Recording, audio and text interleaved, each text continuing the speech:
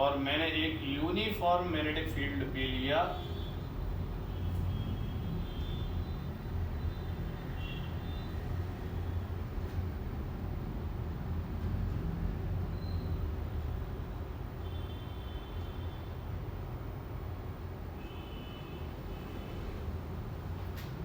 और इस uniform magnetic field में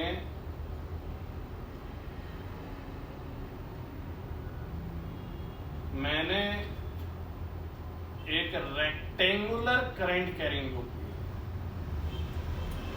और जिसमें करंट I और सपोज इसका साइड लेंथ A है और इसका साइड लेंथ B है, तो I, B।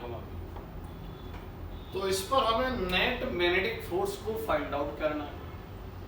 अब यहां पर आप देखिए कि यहां से लेके यहां तक करंट की डायरेक्शन अलग है और यहां से लेके यहां तक अलग है, यहां से लेके यहां तक अलग है, यहां से यहां तक अलग है। तो करंट की डायरेक्शन अलग है तो लेंथ वेक्टर की डायरेक्शन अलग है, इसलिए इस लेंथ वेक्टर की वजह से इसकी वजह, ये वाला लेंथ वेक्टर इसकी वजह से अलग डायरेक्शन मैग्नेटिक फोर्स एक्सपीरियंस करेगा और ये वाला अलग डायरेक्शन एक्सपीरियंस करेगा, ये वाला अलग डायरेक्शन एक्सपीरियंस करेगा, ये वाला, यानी कितने निकल के आ गए? 4 लेंथ वेक्टर। और जब 4 लेंथ वेक्टर अलग अलग है तो 4 करस्पॉन्डिंग मैग्नेटिक फोर्स भी अलग अलग है और हमें निकालना क्या?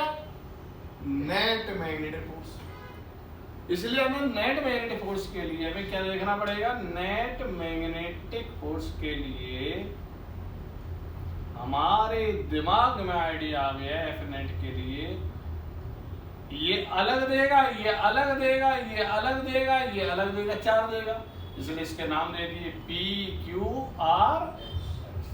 अब मेरी मर्जी पी क्यू आर एस थे, अब एबीसीडी रख देते, ये आपका चॉइस है। तो यहां पर क्या हो गया? Is equal to F P Q plus F Q R plus F S R plus F S P. और ये 4 फोर्स तो पता चले, लेकिन फोर्स वेक्टर क्वांटिटी है, इसलिए हम यहां पर वेक्टर सम के माध्यम से नेट निकाल ले। यदि स्केलर होती स्केलर सम कर देते पूरी फिजिक्स में। या तो क्या होगा? यदि सम के द्वारा नेट कितना निकालना है तो एडिशन होगा, तो या तो वेक्टर होगा या स्केलर होगा। तो ये आइडेंटिफाई करके चलो कि जो हम निकालने जा रहे हैं वो वेक्टर है कि स्केलर, ठीक है। अब आपने देखा पी क्यू, अब बताओ बेटा पी क्यू, तो एफ पी क्यू क्या हुआ बेटा? अब फॉर्मूला क्या है करंट कैरिंग वायर पे? आई डीएल क्रॉस बी।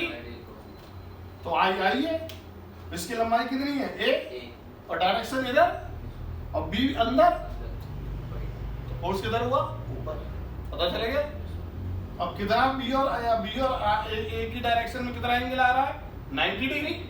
डीएल इधर है और बी अंदर है, 90 डिग्री है, तो डायरेक्ट आप बोलोगे आई ए बी साइन 90। क्लियर? और किधर आ रही डायरेक्शन? ऊपर का मतलब बाई एक्सिस का यूनिट वेक्टर जेक है। क्लियर हो गया? इसी तरीके से यहाँ पर आपका एफ क्यू आर क्या हो जाएगा? आई बी बी साइन 90, यहाँ पे भी साइन 90 होगा। क्यों? क्योंकि B इधर है और B अंदर है, तो यहाँ पर 90 डिग्री आ गया। ये B की डायरेक्शन है तो ये मैग्नेटिक फील्ड वेक्टर की डायरेक्शन 90 डिग्री आ गई। तो B क्रॉस B इधर आ रहा है, मतलब माइनस आई कैप आ रहा है नेगेटिव एक्स एक्सिस की तरफ, तो नेगेटिव एक्सिस का यूनिट वेक्टर माइनस आई कैप। ठीक है? इसी तरीके से आर एस देखेंगे, एफ आर एस, तो क्या हो जाएगा बेटा? आई ए बी साइन 90 डिग्री। अब देखो डीएल बी अंदर नीचे आ रहा है, नीचे का मतलब माइनस जे क्या।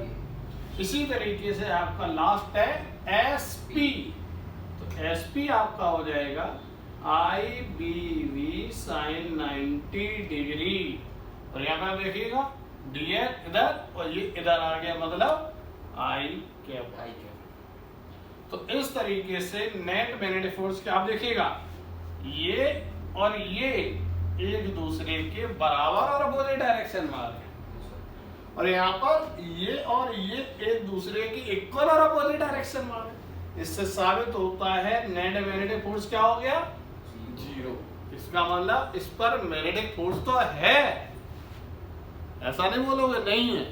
ये लूप मैग्नेटिक फोर्स का एक्सपीरियंस कर रहा है, यस, लेकिन ये क्या मूवमेंट करेगा, घूमेगा कि नहीं, नहीं, क्योंकि नेट मैग्नेटिक फोर्स क्या है, 0। आगे सर में, ठीक है।